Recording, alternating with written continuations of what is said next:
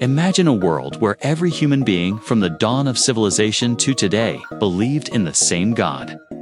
No competing religions, no holy wars, no persecution over belief.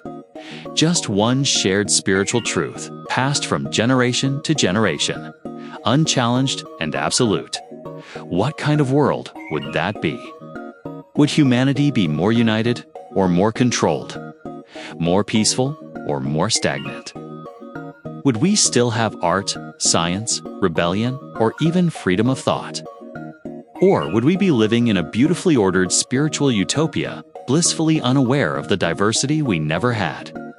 In our real history, religion has been both a source of divine inspiration and devastating conflict. It gave rise to empires, guided moral codes, and inspired breathtaking works of art. But it also fueled inquisitions, genocide, crusades, and centuries of persecution. Now, let's rewrite that story. In this alternate human timeline, there is no Christianity, Islam, Hinduism, Buddhism, or any other fragmented path to the divine. From the first cave drawings to the towering skyscrapers of the modern world, one singular religion dominates all human civilization. A faith so deeply rooted, so universally accepted, that it becomes inseparable from language, law, education, and identity. No theological debates, no religious wars. No need to convert, because everyone already believes. So what does a world like this actually look like? How would our history unfold if humanity had been spiritually unified from the very beginning? Let's journey through this parallel timeline, where one faith defines all. To understand how this world began, we have to go back to the very start. When the first humans looked up at the stars and saw not many gods, but one. In our real world, the evolution of religion was a fragmented process. Different groups in isolation developed their own pantheons, mythologies, and rituals to explain the unknown. But in this alternate timeline, something different happened. Very early in human history, perhaps even before the spread out of Africa, an extraordinary cultural convergence occurred. Rather than dozens of tribes crafting competing spiritual narratives, one unifying story emerged and spread. Some scholars in this world believe it began with a charismatic proto-prophet, a visionary figure who interpreted dreams, storms, stars, and death through a singular lens. But instead of being forgotten by time, his teachings became a living flame carried by migrating clans, integrated into every aspect of life. This single religion isn't just a spiritual guideline. It's the blueprint for survival, morality, and progress. As hunter-gatherers evolve into early agricultural societies, this unified belief system is already in place. It provides explanations for natural disasters, birth and death, right and wrong. It discourages infighting among tribes that share the same God, instead encouraging cooperation, marriages across groups, and a codified sense of justice grounded in shared sacred principles. There are no rival priests in this world, only traveling spiritual teachers who reinforce the same values across different regions. One faith, many dialects, but the same essence. As time progresses, oral tradition becomes sacred canon. Before writing even exists, intricate mnemonic systems, songlines, symbolic carvings, ritual dances carry the theology across generations. By the time script is invented, the holy teachings are among the first things ever written down. And because everyone already shares the same faith, there is no debate about what gets recorded. There is no fragmentation, no sects, no heresies. Sacred symbols are etched into megaliths and temples that begin to dot the landscape, not as cultural differentiators, but as shared architectural expressions of reverence. Everyone knows their meaning, regardless of where they live. This global unity has a compounding effect. When early civilizations rise, Sumer, Egypt, the Indus Valley, early China, they are not spiritual rivals, but co-builders of a shared divine project. The sacred calendar is agreed upon. The rites of passage are nearly identical. The pantheon is non-existent. Instead, all prayers are directed toward the same divine figure, who embodies universal truths, balance, compassion, justice, and order. This religion doesn't conquer. It doesn't have to. It spreads naturally, tied to survival and meaning. Every major innovation, irrigation, metallurgy, domestication, is attributed to divine inspiration. Scientists and spiritual leaders are one and the same in these formative centuries. And most importantly, children across the world grow up hearing the same origin story, that all people are one, born from the same divine breath. Racism, ethnocentrism, and xenophobia don't disappear, but they emerge under very different conditions, ones we'll explore later. Without religious difference to draw tribal lines, early humanity finds different things to disagree about: resources, territory, leadership, but not gods. And that changes everything. As civilizations rise, imagine a planet where every society builds not around competing faiths, but a single spiritual foundation.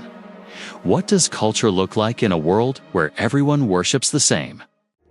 As humanity moves into the age of cities, empires, and writing, the effect of a single universal religion becomes even more profound. In our real world, religious identities often acted as cultural barriers, defining who belonged, who was other, and who needed to be conquered or converted. But here, the spiritual baseline is already shared. There are no foreign gods to fear, no missionary campaigns to wage, no divine wars to justify. Just one truth, expressed through many traditions, but never in contradiction. This leads to an astonishing global phenomenon. Civilizations don't form in spiritual opposition, but in cultural parallel. The way people dress, cook, marry, bury their dead. All of it is flavored by geography and environment, yet bound together by a spiritual thread that everyone recognizes.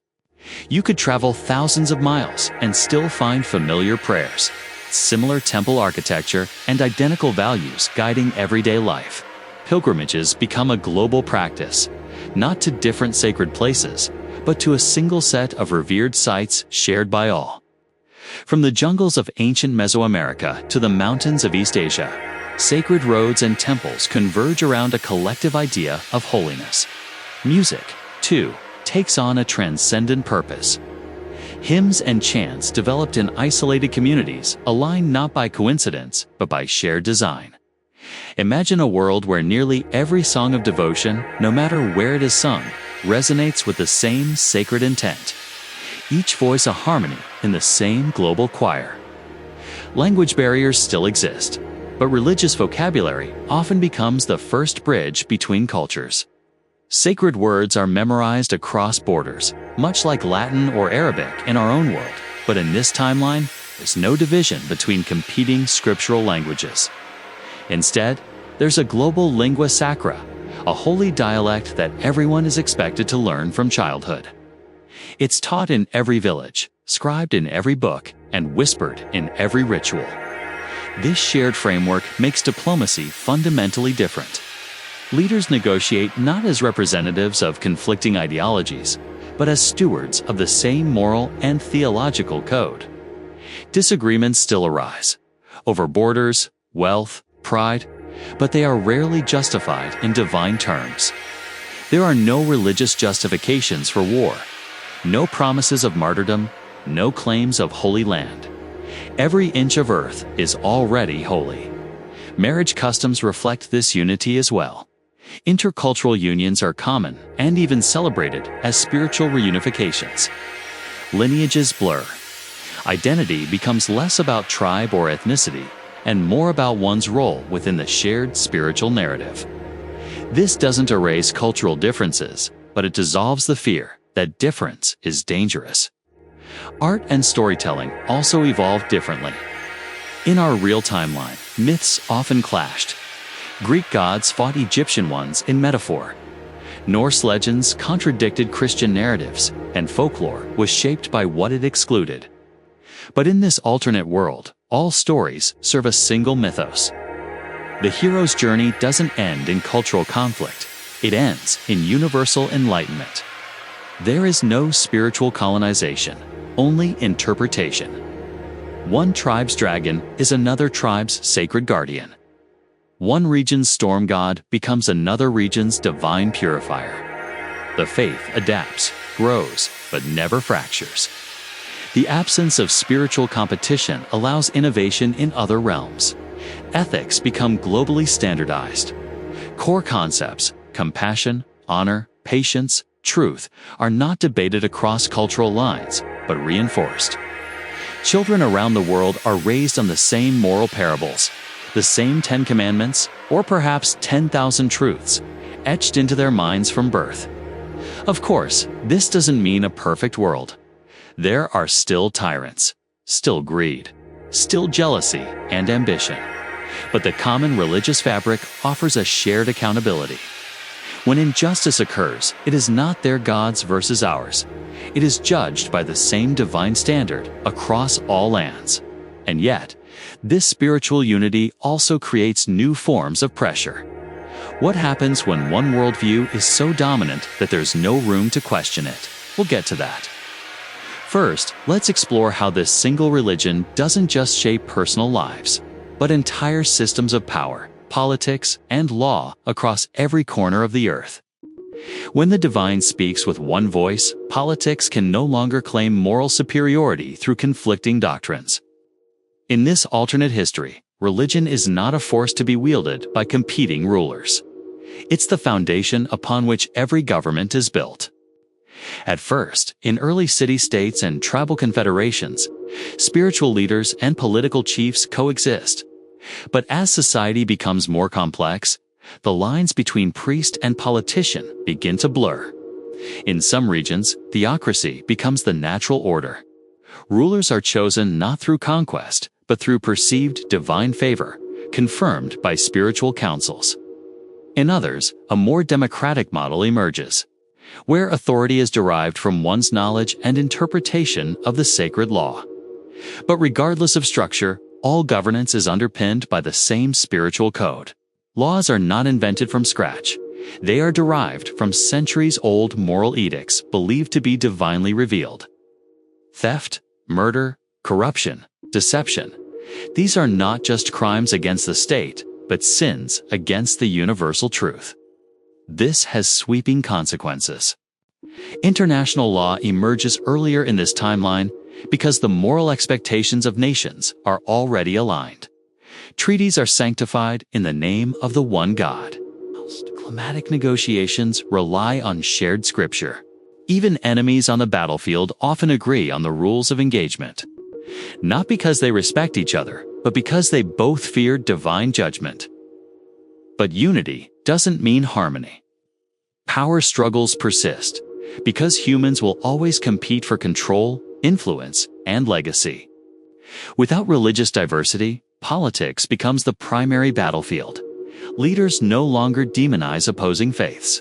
Instead, they accuse one another of misinterpreting or corrupting the one true doctrine. Propaganda takes a different shape, casting opponents not as heretics of another religion, but as betrayers of the shared truth. Civic life is deeply spiritual. Elections, coronations, court rulings, and legislative debates are all conducted with religious overtones. Political campaigns often double as sermons. Policy platforms are justified by Scripture. To reject the moral system of the faith is to reject participation in society itself. And yet, for all its consolidation, this spiritual political system faces growing tension. What happens when reformers arise? People who believe the sacred text needs reinterpretation in light of new realities. In a diverse world, reform is a natural byproduct of ideological competition. But in a monofaith world, it's heresy. Even small deviations, different readings of sacred metaphors, disagreements on what constitutes divine justice can become dangerously subversive. Political opposition may be framed not as disagreement with policy, but as spiritual rebellion. Dissent becomes sin, and sin, in a world ruled by a singular religious authority, can be punished not just with exile or execution, but with societal erasure. This leads to a paradox. The global system is stable. Wars are rare. Human rights are universally acknowledged, at least on paper. But ideological conformity is so absolute that true innovation, criticism, or resistance often requires secrecy, exile, or self-sacrifice. Over time, a spiritual bureaucracy forms. Global councils of theologians and lawmakers, working together to maintain consistency across all continents. They standardize doctrine, resolve theological disputes, and oversee education and media. These institutions are immensely powerful and mostly unchallenged. The faith is too foundational, too essential, to be questioned without collapsing the entire structure of civilization. The result is a world that appears peaceful, prosperous, and unified. But beneath the surface, tension simmers. For some, the question isn't whether the faith is wrong, but whether it should be the only truth allowed to exist. But in a world where the divine is law, how does knowledge evolve? What happens to science, discovery, and philosophy when everything must pass through the filter of a singular religious worldview? In our real timeline, science and religion often danced an uneasy waltz, sometimes in harmony, other times in outright conflict. Think of Galileo, Darwin, or the long battle over heliocentrism and evolution. Competing religious ideologies interpreted knowledge in dramatically different ways, allowing certain breakthroughs in one region while suppressing them in another. But in this alternate world, there's only one filter through which all human inquiry must pass. Science still exists, but its boundaries are defined by theology. At first, this isn't a limitation. In fact, it accelerates early innovation. The faithful see the natural world as a reflection of divine order. Studying it is an act of worship. Understanding the stars, the weather, the human body, all of it becomes a holy pursuit. Scholars are priests. Mathematicians are prophets of pattern. Engineers build not just for utility, but to glorify the Creator's design. This sacred approach to science fosters rapid, early advancement in architecture, astronomy, medicine, and agriculture. There are no competing paradigms to slow the exchange of ideas. Knowledge is globalized. Sacred universities sprout across continents, sharing texts, experiments, and discoveries, all under the watchful eyes of a unified doctrine. But over time, something begins to shift. The deeper science digs into reality, the more it risks contradicting the faith's core tenets. What happens when astronomy uncovers galaxies billions of light years away, suggesting a universe older than the holy texts imply? Or when biology reveals evolutionary processes that challenge divine creation narratives? In a world with multiple faiths, such contradictions spark debate, reform, or backlash, but they also offer alternatives. Here, there is no alternative. Researchers must walk a fine line, pushing boundaries while never crossing them. All discoveries must be interpreted through religious symbolism. If gravity exists, it is because the divine wills it. If microbes cause disease, they are messengers of divine balance. If AI becomes sentient, it must be a reflection of the divine spark within humanity. There is no room for random chance, materialism, or secular reasoning. This doesn't stop progress, but it slows certain kinds of it. Quantum physics becomes theology. Psychology becomes spiritual philosophy. The study of consciousness is framed not in neurons, but in the soul. And any theory that threatens to remove the divine from the equation, no matter how evidence-based, is quietly buried, discredited, or banned. Philosophy suffers a similar fate. In a pluralistic world, philosophy thrives on contradiction. Thinkers from different civilizations challenge each other's definitions of justice, virtue, purpose, and identity. But in this monofaith reality, such pluralism is impossible. There is only one truth, and to question it too radically is to risk spiritual exile. Philosophers still exist, but their role is different. They become interpreters, not explorers. Their job is to extract deeper meaning from the existing sacred narrative, not to challenge its foundations. The boldest among them attempt to stretch the faith's teachings in new directions, rethinking justice, reimagining the self, but always within doctrinal boundaries.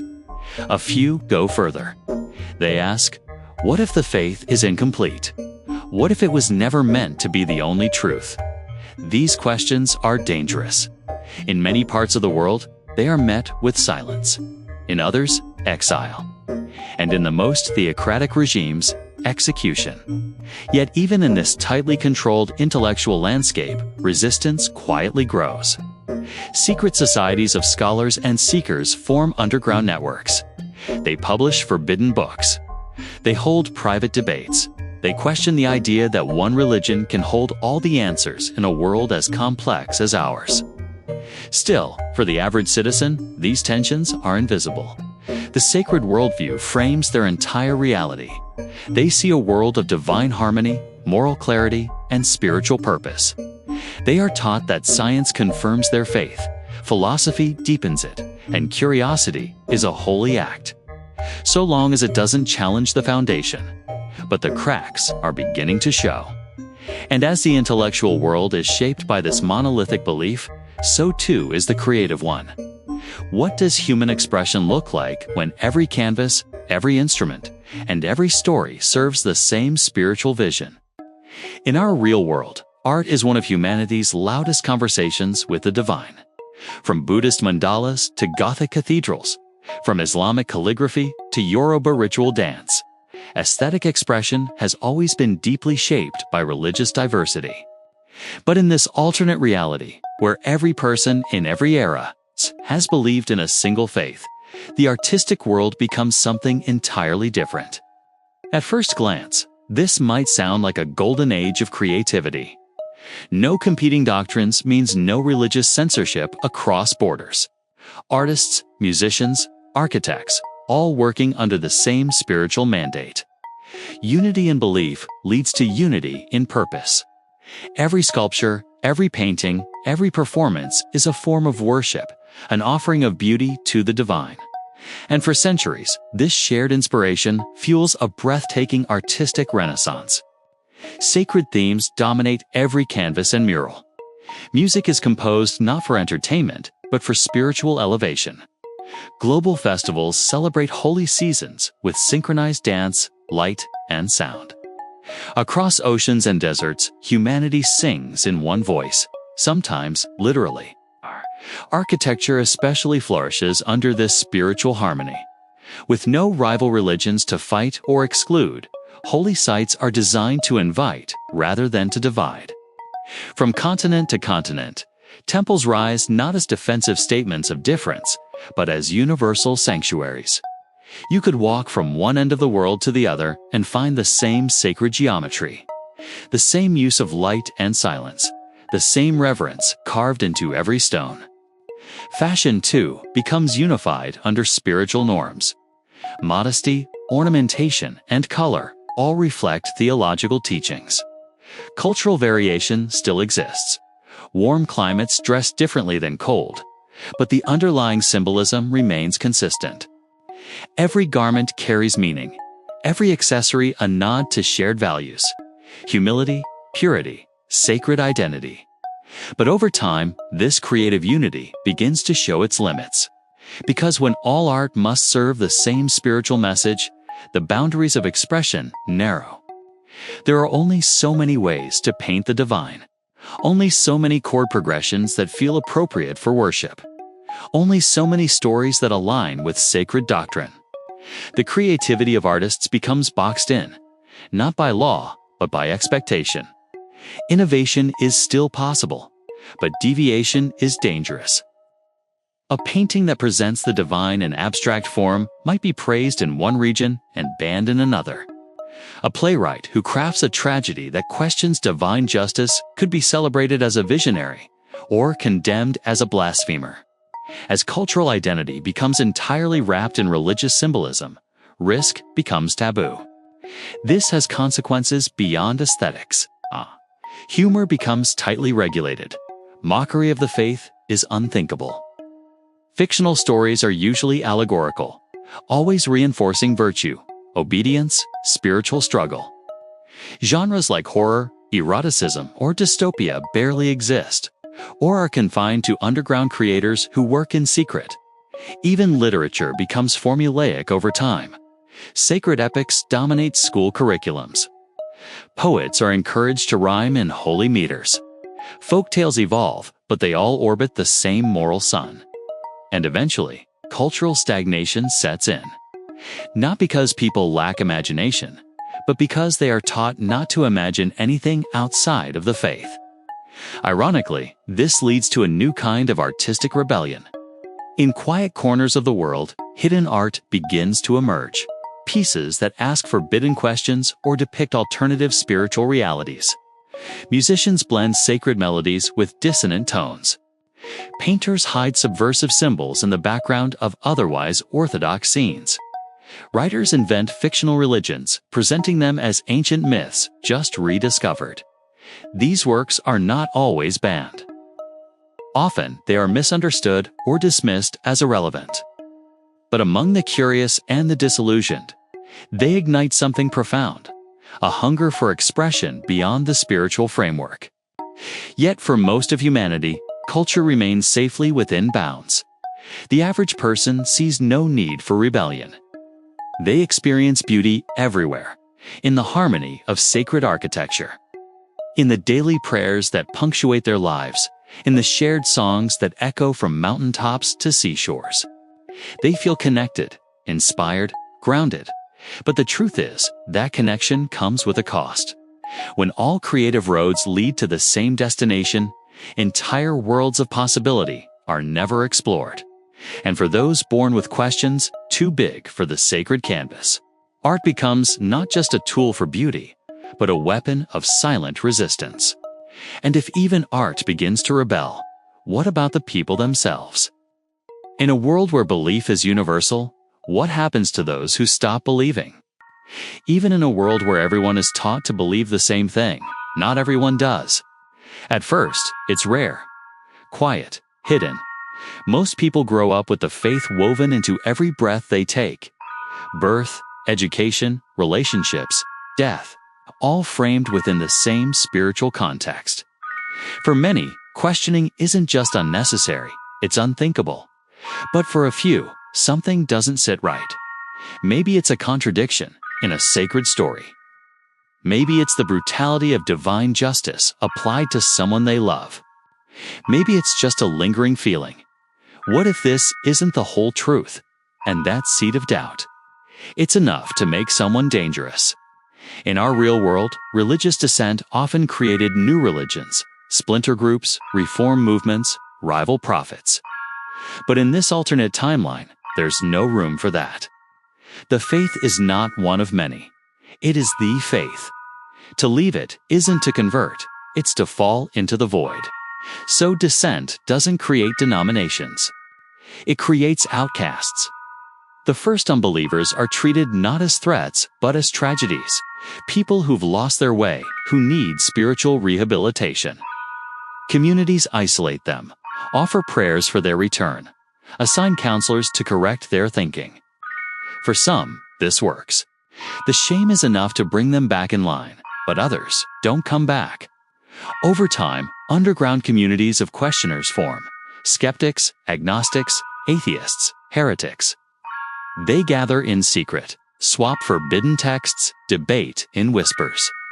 These are not militant rebels. They're teachers, artists, scientists, farmers, ordinary people who simply don't believe anymore. And their existence is terrifying to the system. Why? Because the entire structure of society, law, education, governance, even family, is built on the assumption that everyone shares the same spiritual foundation. Remove that, and the entire house trembles. So the system responds. At first, it censors, removes texts, bans discussions, fires professors. Then, it isolates, denies housing, education, healthcare. Then it criminalizes. Dissent becomes subversion. Questioning the divine becomes equated with treason. Heresy and sedition become interchangeable terms. The most zealous regions deploy holy enforcers, Agencies tasked with rooting out spiritual corruption. Surveillance grows. Worship attendance becomes mandatory. Children are questioned at school about their parents' beliefs. Doubt becomes a disease to be treated or eliminated. But the system can't stop the human mind from wandering. The more it cracks down, the more people begin to wonder what it's trying to hide. And when word spreads of underground thinkers, rebels not of violence, but of philosophy, some begin to listen. New philosophies emerge, not new gods, but new frameworks. Some say the divine is a metaphor. Others claim the faith was never meant to be literal, that it was simply the best story early humanity could tell itself to survive. A few go further, suggesting that the universal religion was itself a kind of control mechanism, a well-intentioned mistake that became a prison. These ideas don't spread like wildfire. They creep, infect, grow in places the system isn't watching. In universities, in the arts, in urban centers, and decaying outskirts. Anywhere the grip of sacred authority has weakened just enough to let oxygen in. Eventually, a cultural Cold War begins, not between religions, but between belief and its absence. And it doesn't erupt in fire and blood, not yet. It begins with literature, with comedy, with unapproved art, with anonymous manifestos and encrypted networks, with silent protests and whispered conversations. And for the first time in this world's long, unified history, there are people who no longer believe, and they are not alone. Some parts of the world adapt. Faith becomes more symbolic, more open to pluralism. Other regions double down, creating theological echo chambers so impenetrable that even the hint of doubt can lead to erasure. And yet, the cracks continue to spread. Because no matter how powerful an idea is, no matter how long it dominates, humanity eventually reaches for something new.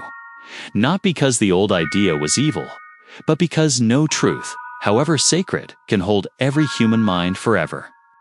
So now we must ask the final question. Has this global unity of belief brought about paradise, or has it slowly built a beautiful, silent cage? For thousands of years in this alternate reality, humanity walked a single spiritual path. No religious wars, no crusades, no genocides in the name of a higher power. Instead, shared rituals, common values, a unified understanding of life, death, and purpose. On the surface, this world is peaceful, beautiful, harmonious. But dig deeper and cracks appear. Without competition, religion never had to evolve. Without disagreement, faith was never truly tested. Without freedom to choose belief, spiritual unity becomes spiritual expectation, and eventually, spiritual control. Yes, this world avoided the bloodshed of holy wars. But it also silenced the radical thinkers, the dreamers, the questioners. It gave humanity purpose, but only one kind. It gave culture cohesion, but at the expense of chaos, contradiction, and creativity. It gave people a God, but not the choice to seek one on their own. And that choice, perhaps more than anything, is what defines the real human story. In our world, the diversity of belief has created beauty and horror in equal measure. It has inspired both saints and monsters. But it has also given rise to freedom. The freedom to believe, to doubt, to explore, to reject, to transform. So ask yourself, would you trade the chaos of religious diversity for the calm of spiritual sameness?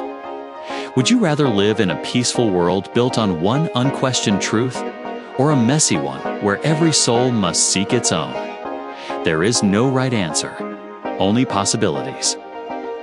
And somewhere out there, in another universe, maybe a world like this really did exist. And maybe it's still waiting to decide what kind of paradise it truly is. If this world made you think, what would you believe in if you were never given a choice? Let us know in the comments. And if you want to keep diving into timelines that never happened but could have, don't forget to like this video, subscribe to the channel, and turn on notifications so you never miss the next journey into the impossible. Reality is just one path. Let's explore the others together.